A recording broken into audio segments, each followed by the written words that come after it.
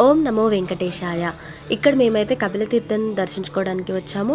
Kapilatheertham under 200 రూపీస్‌లోనే మేము 6 temples చూసాము. Along with కపిలతీర్థంతో పాటు. ఎలా అనుకుంటున్నారా?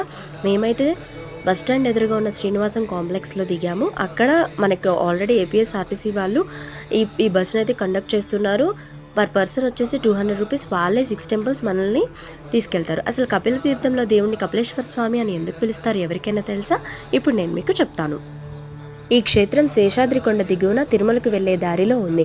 కృతయుగంలో పాతాళ లోకంలో కపిల మహర్షి పూజించిన కపిలేశ్వర స్వామి ఏవో కారణాల వల్ల భూమిని చీల్చుకుని ఇక్కడ వెలిసినట్లుగా చెప్తారు. అందువల్ల దీని కపిలలింగంగా పిలుస్తారు. ఇక్కడ అమ్మవారు కామాక్షిదేవిగా కొలువై ఉంది.